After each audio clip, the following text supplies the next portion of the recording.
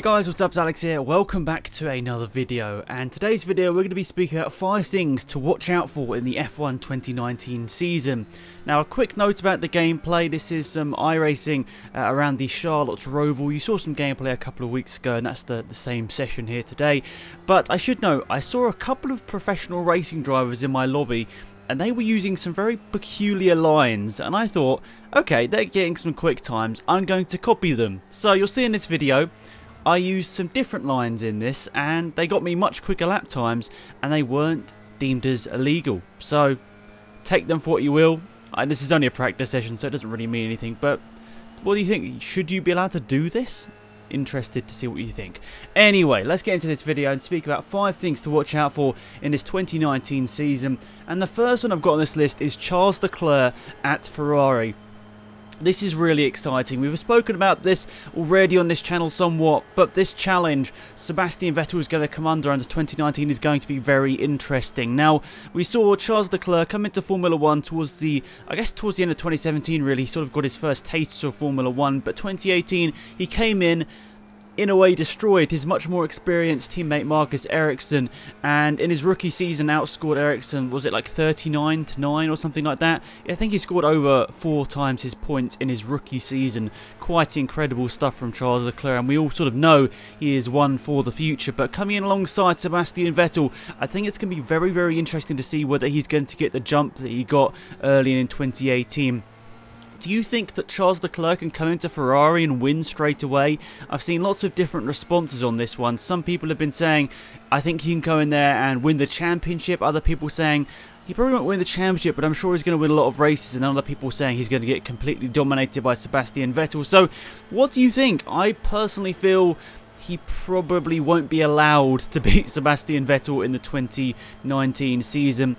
From some of the murmurings I've been hearing about Ferrari in 2019, it kind of makes it sound like they're really going to push Sebastian Vettel to win this championship. But if he completely bottles it and throws it away, then I wouldn't be surprised if they're like, Charles, mate, you're more consistent than Vettel, go and win that championship if it's possible. But I kind of feel like Charles Leclerc might be made to sort of play the number 2 role at Ferrari in 2019 to sort of, I guess, earn his time within the team, earn people's respect. But for myself and a lot of the other people in the community of Formula 1, I think Charles Leclerc has already picked up respect from everyone, and I wouldn't be surprised if he is quick enough to go for a championship, but we will see. We will see whether that's going to be a possibility. So that's the first one on my list, and the second one on my list is Max Verstappen and Honda.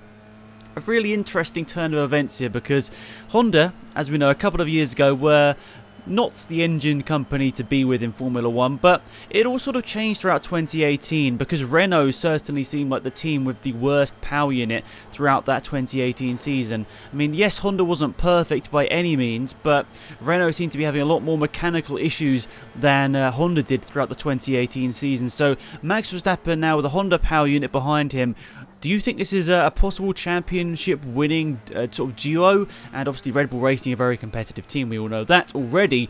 But I'm just interested to see what you think about Max Verstappen now having this Honda power unit, because before he's always sort of been relying on Renault power units, I think Ferrari at Toro Rosso, but we'll focus on Renault power units. It's always sort of been a customer operation in a way, but in a way now Honda are sort of the work supplier to the Red Bull sponsor teams, both Toro Rosso and Red Bull. So they're probably going to be able to give more feedback to Honda about what they really want from their engine, and they probably weren't going to be able to do the same with Renault. So this was the weird line I was talking about. Other way, a couple of real racing drivers were in my lobby doing that exact same line. I'm like, a bit skeptical, but we'll just try it out and see how it goes. It wasn't validated either by iRacing, so that's also something to note. But anyway, back to Max Verstappen and Honda. I think this is probably Max Verstappen's best chance at a title, because the Renault power unit has been letting him down quite a bit over the last couple of years, and now that they're not really having to rely so much as a customer outfit, I'm really interested to see whether Red Bull can battle for a championship. I've already stated in one of my previous videos, I think Red Bull are going to be closer in 2019. I don't know whether they're going to be able to battle for a championship. I hope they do. I really want to see Max Verstappen in that sort of intense battle for a championship, because we've seen Verstappen battle for wins, but we haven't really seen him battle for a championship yet. So I'm going to be interested to see whether he is very sort of clear-headed, whether he can sustain that pressure. I'm really interested to see what happens with that, because we know Max Verstappen's quick and Pierre Gasly as well. But can they battle for a championship if all of the tools are there?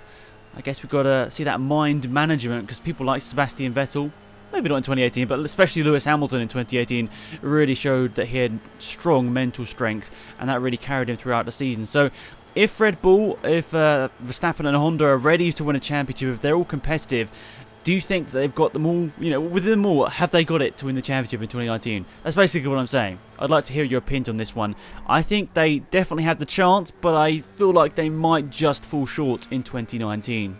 Next up, I want to speak about Racing Point Force India, or Racing Point, or... Okay, the joke's getting old, but whatever Racing Point's going to be in 2019, I'm really interested to see what they do as a team going into this year, because let's be perfectly honest, throughout the last couple of years, especially since 2014, Force India have been the team with a small budget and somehow pulling out mega results. I think they had something like, was it a quarter or half the budget of someone like Williams last year, and we saw what the difference in performance was between those two with the same power unit. So I'm really intrigued to see what they do now with much more money behind them. Is that going to change the thing that made Force India great? Is it going to change that belief and that, I guess, underdog spirit? Because if they have the same money as the rest of the teams, or maybe even more money than the rest of the teams in midfield, does that change the mentality in any way? I don't really know. I hope it doesn't, because Force India have always seemed like a very honest and respectable team. They've always been that team that sort of breaks out of somewhere and just gets a podium, especially with Sergio Perez. And I don't know, I really am interested to see what happens, because I think, I could be wrong, I think out of all of the top, I think except from the top 6 drivers, there are only 2 drivers to actually score podiums, and they're Perez and Stroll, and they're in the same team next year. So this year actually. Yeah, what's going to happen? But I think with this extra financial boost, I mean, I really hope that it doesn't affect Force India negatively. I can't really see it affecting them negatively, because they know how to spend their money well.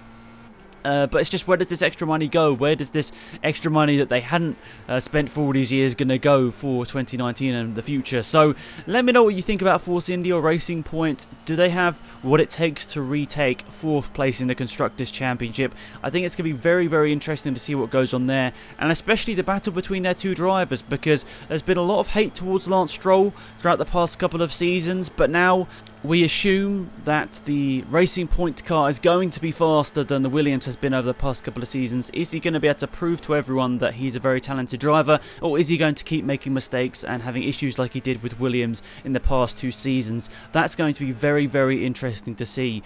Who do you think is going to come out on top out of Sergio Perez and Lance Stroll in the 2019 season? I can see where the majority of you are going to put your votes in the comment section down below, but is there anyone that genuinely thinks Lance Stroll can beat Sergio Perez? And how sort of surprised would you be if Lance Stroll did beat Sergio Perez in the point standings at the end of this 2019 season? Okay, so I've got 2 more to speak about at the end of this video, and one of the ones that's quite interesting is that Alexander Albon versus Danny Kvyat. So Danny Kvyat sort of returned from a bit of a nightmare couple of seasons where he's either not been in a race like last year, or whether he's just been really struggling to find any sort of form.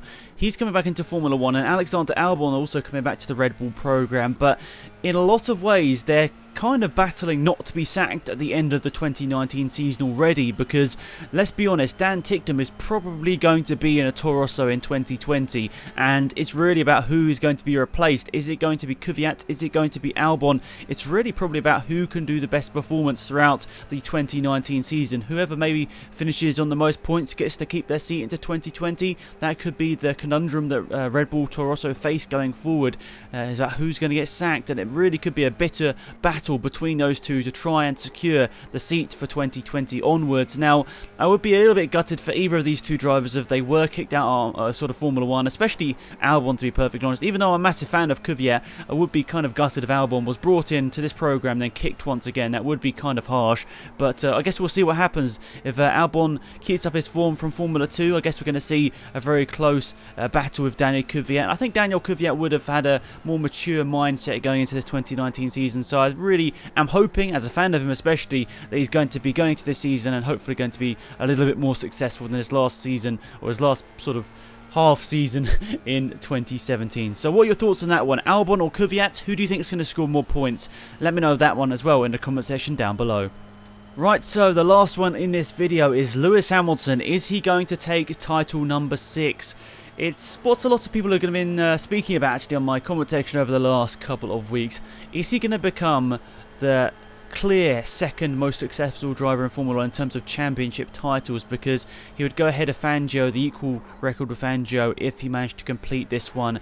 And it's amazing that we're living in a time where someone could go for 7 world titles back with Michael Schumacher, and just a couple of years later be watching Lewis Hamilton go for his 6th world title in 2019. We really are blessed. Not I just realised that's the meme for Lewis Hamilton. But we are in a way blessed to see two of the all-time greats of Formula 1 over the last sort of 15 years race at their peak, with Michael Schumacher in the late 90s and early 2000s, and Lewis Hamilton the late 2000s and well, up to now really. He's been really the driver to beat in a lot of seasons, and it's really been awesome to see both of them at their best. And I'm intrigued to see whether Lewis Hamilton does manage to go ahead here and win championship number 6.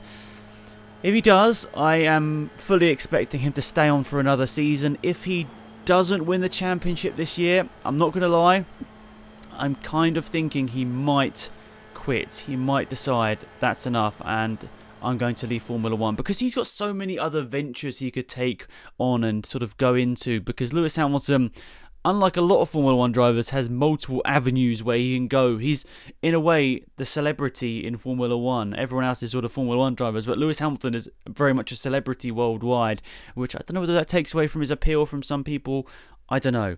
Anyway, that's it for this video, guys. Thank you so much for watching. Hopefully you enjoyed it. Please leave your comments and thoughts in the comment section down below. As always, thank you for watching. Have a fantastic day. Please remember to drop a like on the video if you enjoyed, and subscribe if you're new to my channel. I'll see you guys around soon. It's been Alex. I'm out here. Goodbye.